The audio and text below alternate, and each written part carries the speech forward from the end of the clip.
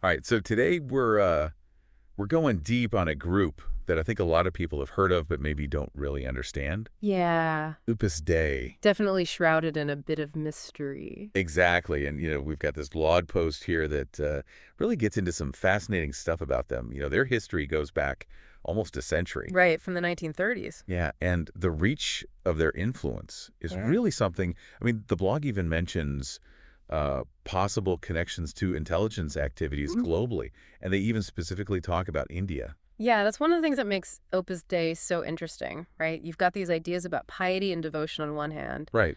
and then these whispers about secrecy and power on the other. Like a secret society almost. Yeah, almost. So I think our mission here is to, really try to unpack all of that. You peel back the layers. Exactly, and try to, get a clearer picture of what this organization is really all about. Okay, so let's start back at the beginning. The blog post talks about their origins in 1930s Madrid. Kind of a humble start, actually. Yeah, pretty unassuming, really. Yeah, founded by this priest, Jose Maria Escrivá, who, was no slouch. He had doctorates in both civil law and theology. Wow. Yeah, pretty impressive, right? And his big idea, Yeah. it was kind of revolutionary at the time, was that holiness wasn't just for priests and nuns, that everyday people could find it in their ordinary lives. That was a pretty radical idea for the time. Yeah, really ahead of his time. Definitely. And I think the blog post makes a good point about the DYA Academy they set up in 1934. Yeah, that was interesting. Yeah, it wasn't just, a place for students to live. It was a center for tutoring and spiritual formation. A real hub for young people. Yeah, exactly. And, it was that first real step towards building the institution that Opus Dei would become. So smart, really, creating that kind of environment. Absolutely. A very deliberate move. And then that same year, 1934, Escrivá publishes this book called Consideraciones Espirituales. Right, which later became The Way. Yeah, The Way, which I have to say, even the title sounds kind of, Exactly. And the blog emphasizes how important this book was for Opus Dei. It was like their spiritual DNA. It really laid out their core principles, in these short, Like little sayings. yeah, these maxims that you could apply to everyday life. Very practical. Yeah, very much so. And, the blog notes that initially their growth was pretty slow. It was mostly students and professionals who were drawn to Escriva's message of discipline and a really structured approach to spirituality. It seems like it was more about quality than quantity. Definitely a very deliberate cultivation of a certain kind of follower. Do you think it was that focus on the laity that really resonated with people? That's a good question. I think part of it was that, it offered people a way to be deeply spiritual without having to, become a monk or a nun. Right, like you could have a normal life, a job, a family, and still be on this path to holiness. Yeah, it was empowering. Yeah. It said you can find God in the everyday in your work and your relationships. It made spirituality very accessible. But then, of course, you have the Spanish Civil War, which erupts in 1936 and lasts until 1939, and that was a huge threat to Opus Dei survival. I mean, it really could have wiped them out. A really volatile time. It was. And, you had the Republicans who were often very anti-clerical against Franco's nationalists who were backed by the church. So it was a very dangerous time to be a religious organization. Especially one that was just getting started. And Escrivá himself became a target because he was a priest. He had to go into hiding. Yeah, the blog talks about him moving between safe houses in Madrid and eventually escaping to nationalist territory in 1937. It's pretty harrowing stuff. It really highlights the risks they were facing. And it wasn't just Escrivá, right? The blog mentions how the early members were scattered and persecuted. Many of them had to go underground, and any kind of formal activities they had going were basically shut down. It was a huge setback for them. Yeah. But incredibly, Escrivá somehow managed to stay in contact with some of them through these clandestine meetings. That shows a lot of dedication. Yeah. And maybe even a bit of, that spy network in the making. Interesting point. Like even in those early days, there's this element of secrecy and resilience. Operating under the radar. Exactly. And then, of course, Franco wins the war in 1939, which creates a much more favorable environment for Opus Dei to rebuild. But as the blog points out, that association with the Franco regime would come back to haunt them later on. Definitely became this source of controversy, made people questioning their political leanings and whether they were too cozy with an authoritarian government. It definitely tarnished their image for some people. Yeah, so you can see how those early ties would fuel those kinds of accusations later on. Absolutely. A complicated legacy. So in 1939, Escrivá comes back to Madrid and starts rebuilding Opus Dei. And the 1940s were really important for them in terms of solidifying their structure. They really started to formalize things. Yeah, they focused on recruiting more lay members, and they established centers like the Moncloa residence, which the blog highlights as this key place for training young men in Escriva's teachings. Creating a new generation of leaders. Exactly. And then in 1941, they get this crucial diocesan approval Yeah. from the Bishop of Madrid, Leopoldo Aiho Igaray. That was a big deal, right? Huge. It basically gave them official recognition within the church as a pious union, which meant they could operate more openly and had a certain level of protection. It legitimized them in a way that they hadn't been before.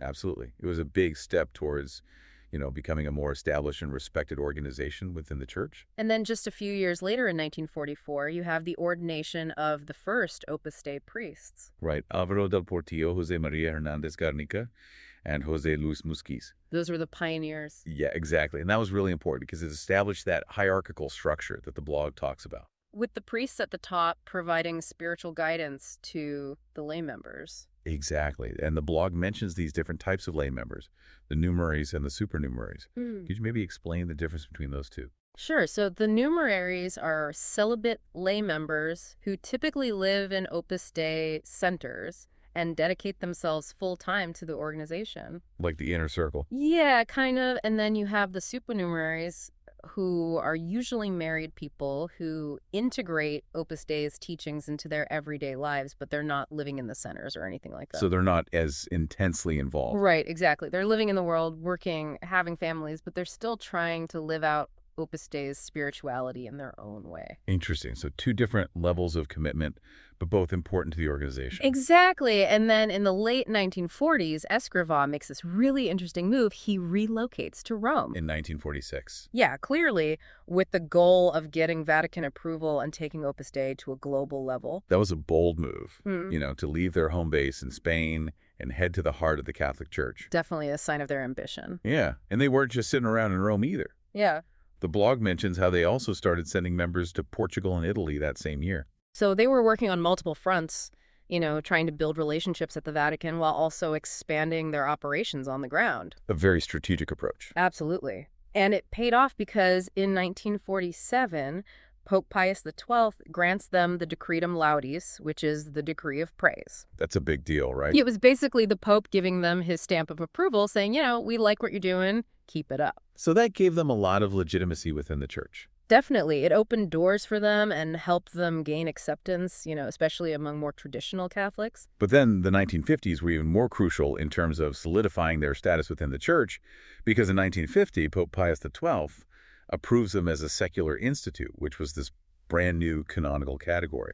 It was a unique designation that acknowledged their unusual structure, this blend of lay people and priests all under Vatican oversight, but with that strong emphasis on lay spirituality. So it set them apart from other religious orders and movements. It really did, and the blog points out that this approval came with specific statutes outlining their governance, with Escrivá as the founder and president general, and a clear mandate for global expansion. So they had a clear structure and the Vatican's blessing to grow. Absolutely. And it really did seem to act as a catalyst for them because they started popping up all over the place. The blog mentions the United States and Mexico in the early 1950s, but it was really all over the world. It was like they were planting seeds everywhere. Exactly. And those seeds were taking root. But then you have this other development in the 1950s that the blog talks about, and it's a bit more controversial, which is their involvement with the Franco regime in Spain. Right. This is where that association with authoritarianism comes in. Yeah, several Opus Dei members, some very prominent ones, right, became part of Franco's government, especially during these economic reforms between 1957 and 1959. So they were in positions of power. Yeah, these guys were often called technocrats because they were highly educated, and they really did play a big role in modernizing Spain's economy. They had a real impact. Yeah, but it also contributed to this perception of them as, conservative power brokers. It definitely fed into that narrative, and the blog makes it clear that this is still a very debated aspect of Opus Dei's history. Right, some critics saw it as a deliberate attempt to infiltrate the government and gain political influence. While Opus Dei has always maintained that these individuals were acting on their own, as citizens and professionals, not as official representatives of the organization. So it's hard to know for sure what their motives were. I think it probably depends on who you ask. And the blog suggests that this whole episode really had a lasting impact on how people view Opus Dei. Yeah, it raised these questions about, are they really just a spiritual group, or are they something more? Are they trying to influence politics behind the All scenes? right, are they pulling the strings? And those questions haven't really gone away. So moving into the 1960s and 70s, this is where the blog describes a period of huge global expansion for Opus Dei. By 1965, they were active in over 30 countries. They were really becoming a global force. Yeah, and they were establishing all kinds of institutions, schools, universities like the University of Navarra in Spain. Which is a very prestigious institution. Yeah, vocational centers, they were really building a network. And Scriva's writings continued to be really influential during this period. Or the blog specifically mentions Furrow, which was published in 1960. And then The Forge, which came out after his death. Yeah, these books were like guiding lights for the members, offering spiritual advice and reinforcing their identity. And interestingly, the Second Vatican Council, which happened in the early 1960s, actually seemed to benefit Opus Dei in some ways. How so? Well, the council emphasized the role of the laity in the church. Right, making them more active participants. Exactly, and that really aligned with Opus Dei's core belief that holiness is for everyone, not just priests and nuns. So it was like the church was catching up to them in a way. Yeah, and it gave them a certain level of credibility. They could say, look, we've been saying this all along, and now the church agrees. But it wasn't all smooth sailing. Right? The blog mentions how there were growing tensions with more progressive Catholics who were skeptical of Opus Dei's traditionalism. They were seen as a bit too old school for some. Yeah, and especially with the rise of liberation theology in Latin America, which was this very different approach to Catholicism. Very focused on social justice and fighting poverty. It was a real clash of ideologies. And then in 1975, Escrivá dies. That was a huge turning point for the organization. Yeah, the blog says they had over 60,000 members worldwide by that point. It's pretty impressive. Escrivá had really built something remarkable. Yeah, he left a lasting legacy, and his close associate, Alvaro del Portillo, took over as president general. So there was a sense of continuity. Definitely. But the blog also points out that this period saw increasing scrutiny of Opus Dei from the outside world and some pretty serious accusations from former members. Allegations of psychological manipulation, even abuse. Yeah, and some people were describing their practices like the use of the sigilis as, kind of cult-like and extreme. It created this very different picture of the organization. Yeah, so you had this internal stability on the one hand, but then this growing cloud of controversy on the other. A real dichotomy. And then we come to 1982, which the blog really emphasizes as a pivotal year for Opus Dei, because that's when Pope John Paul II establishes them as the Church's first personal prelature. Through the Apostolic Constitution, Utsit. Yeah, and that was a really unusual move, a real game changer. It gave them a huge amount of autonomy. Yeah, they were no longer under the direct authority of local bishops. They reported directly to the Pope through their own prelate. Which was unheard of at the time. So it really solidified their unique position within the Church. And the blog explains that this was partly due to Pope John Paul II's support. He saw Opus Dei as a powerful force against secularism and communism. Especially in the context of the Cold War. Exactly. He viewed them as a valuable ally. And the blog goes into detail about what it means to be a personal prelature. Yeah, so unlike a regular diocese, which is tied to a geographical area, a personal prelature is responsible for a specific group of people no matter where they live. So it was the perfect fit for Opus Dei with their global membership of both lay people and priests. It really formalized their structure and gave them that direct line to the Vatican. And the blog then gives a breakdown of the different types of members within Opus Dei. Right, you have the numeraries who are celibate and live in the centers. Then the associates who are also celibate but live independently. And the supernumeraries who are usually married and integrate Opus Dei's teachings into their regular lives. And of course, they're priests. Yeah, who come from within their own ranks. It's a very structured system. It is, and the blog doesn't shy away from some of the more controversial aspects of their internal life. Like the strict discipline and the practice of corporal mortification. Yeah, which some people see as quite extreme. And then there's this whole culture of secrecy and loyalty that the blog talks about. Members are often discouraged from revealing their affiliation. Yeah, they're very careful about keeping their internal documents confidential. It all adds to the air of mystery surrounding them. Definitely. And the blog points out that by this point, their membership was approaching 80,000 people in over 80 countries. They had become a truly global organization. Yeah, with a significant reach. And the personal prelature status gave them even more control over their own affairs. They had their own priests. They could train their own members. But not everyone was happy about this, right? Yeah. The blog mentions how some bishops and theologians were worried about them becoming a kind of parallel church. Yeah, they were afraid that Opus Dei might undermine the authority of local bishops and create divisions within the church. And then you have the canonization of Escrivá in 1992. He was beatified in 1992 and then canonized in 2002. Which some people saw as evidence of the Vatican's favoritism towards Opus Dei. It definitely added fuel to the fire for those who were already suspicious of them. Yeah, it seemed like they were getting special treatment. And then the blog takes us into this really fascinating and often debated territory, which is the idea of Opus Dei as the Vatican's invisible intelligence arm.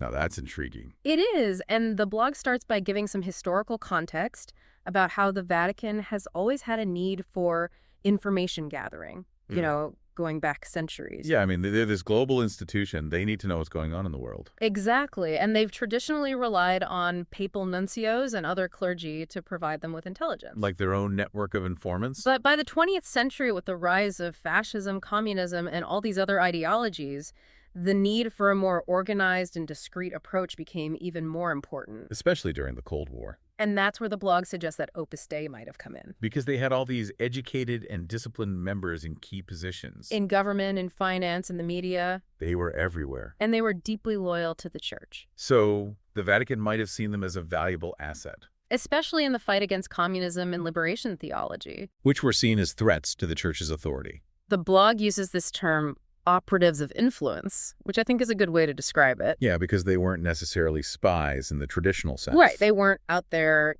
stealing secrets or planting bugs. But they were gathering information and influencing events in more subtle ways. Through their professional roles. And their loyalty to the Vatican would have made them very reliable. Plus, they were used to operating discreetly. Yeah, secrecy was part of their culture. So they could gather information-shaped narratives and push back against opposing ideologies without attracting attention. It's a fascinating idea. It is, and the blog suggests that their real power came from being embedded in these crucial decision-making spaces. Like parliaments, universities, think tanks, corporate boardrooms. They were right there at the table. And they were respected professionals, so people listened to them. They could influence policy decisions in a way that traditional spies never could. So the blog then goes on to talk about Opus Dei's global operations and their alleged areas of influence. And it all starts with that emphasis on secrecy. Right. They avoid public displays of affiliation. They have these discrete rituals. And a very hierarchical structure with a clear chain of command. The blog even compares them to intelligence agencies in that sense. It's a bit chilling, right? It does make you wonder. The blog suggests that this global network operating in the shadows allows them to quietly monitor developments around the world. Track ideological shifts, identify potential threats. And maybe even influence policy decisions without anyone knowing they're involved. It's a very powerful position to be in. And the blog emphasizes how this influence is woven into their everyday lives. You might have a professor who's shaping young minds. Or a judge who's interpreting laws. A financier who's controlling economic levers. And they're all potentially operating with this underlying allegiance to the Vatican. It's a fascinating concept. A little bit unsettling, too. Definitely makes you think. The blog also mentions these reports of Opus Dei collaborating with Western intelligence agencies during the Cold War. The CIA in particular. Yeah, apparently they saw Opus Dei as a useful tool against communism. Especially in places where they couldn't operate openly. And the blog gives some specific examples. Like the opposition to liberation theology in Latin America. The sharing of intelligence on communist activities. Support for Christian Democrat parties in Europe. Even potential involvement in the Solidarity movement in Poland. Which was a key factor in the fall of communism. And the blog is careful to point out that these are often just allegations or rumors. It's hard to find definitive proof. But there's enough smoke there to make you wonder. And then the blog goes into more detail about specific regions, starting with Latin America in the 60s, 70s, and 80s. A very turbulent time. Yeah, a lot of political upheaval and violence. And Opus Dei was very active there. They were staunchly opposed to liberation theology, which they saw as a Marxist infiltration of the church. And they were known to advise some of the military regimes that were in power. Which is a very controversial aspect of their history. Yeah, some people accuse them of supporting human rights abuses. The blog even mentions Operation Condor, which was this campaign of political repression and assassinations. Really dark stuff. It is, but the blog is careful to say that there's not a lot of hard evidence linking Opus Dei to these specific events. But it's still a part of their story. Absolutely. And then we move to the United States, where the blog suggests that their influence is more subtle, but potentially just as significant. Yeah, they talk about the possibility of some Supreme Court justices being affiliated with Opus Dei. And their influence within conservative think tanks and lobbying groups. Catholic universities and Republican political circles. Especially on issues like abortion and same-sex marriage. They're playing a long game. Definitely trying to shape the culture from within. And in Europe, the blog talks about their alleged involvement in finance and even counterespionage. They mention the Banco Ambrosiano scandal, which involved the Vatican Bank. Yeah, that was a big mess. Missing funds, shady dealings, even a murder. It sounds like a spy thriller. It does, and the blog suggests that Opus Dei might have been involved in some of those activities. But again, it's hard to say for sure. It's all very murky. And then in Asia, the blog describes a more gradual approach. They're focusing on building relationships with Catholic elites in the Philippines. And cultivating ties with business and education leaders in South Korea and Japan. It's a long-term strategy. Yeah, laying the groundwork for future influence. Planting those seeds. And then finally we have India. Which is especially interesting given the blog post's focus on their alleged intelligence role. Right, because they don't have a formal presence in India. But the blog says there are reports of clergy who trained at Opus Dei institutions abroad going back to India with specific missions. And they might be involved in gathering information on religious and political tensions. Maybe even reporting back to the Vatican. The blog also mentions their potential influence in Catholic universities and colleges. And their connections with foreign embassies and think tanks. It's all very hush-hush. But it paints a picture of a very subtle and sophisticated network. So the blog then shifts gears and talks about the criticism and controversy surrounding Opus Dei. And there are a lot of them. Yeah, numerous former members have come forward with accusations of psychological coercion and abuse. They describe a very controlling environment. And the blog mentions several books and documentaries that have portrayed Opus Dei in a very negative light. They're often accused of being secretive, elitist, and authoritarian. And progressive Catholics have criticized them for being too traditionalist and resisting the reforms of Vatican II. They see them as a force for division within the church. And some people have even criticized their theology. Saying that it's based on guilt and fear. And encourages blind obedience. Which is not exactly a healthy approach to spirituality. But the blog also presents Opus Dei's defense.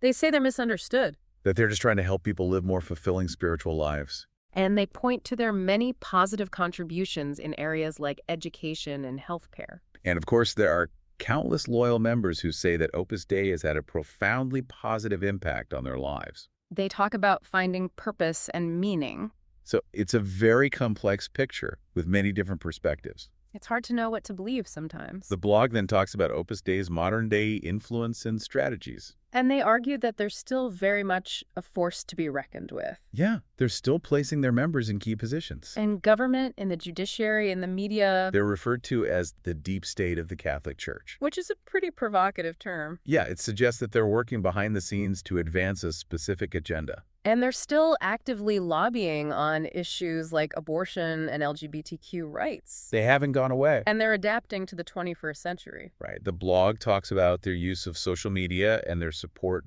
for conservative Catholic influencers. They're using all the tools at their disposal. So the blog concludes by saying that Opus Dei is this real paradox. On the one hand, they're this deeply spiritual organization. But on the other hand, they're this elite network with a global reach. And some people believe that they're still involved in intelligence activities. It's a fascinating duality. They inspire both admiration and suspicion. And it's hard to know what their true motivations are. Are they just trying to spread their message, or are they something more? The blog leaves us with that question. And it's a question worth pondering. Because Opus Dei is a powerful force. And they're not going anywhere anytime soon. So I guess it's up to each of us to decide what we believe. Yeah, to weigh the evidence and come to our own conclusions. Because in a world where influence is everything, it's important to understand who's pulling the strings. And whether those strings are attached to something divine. Or something a little more earthly. Something to think about. Definitely food for thought. All right, that's it for this deep dive. Thanks for listening. Thanks for having me. It's been a pleasure. Really enjoyed it. Until next time. Take care. Bye.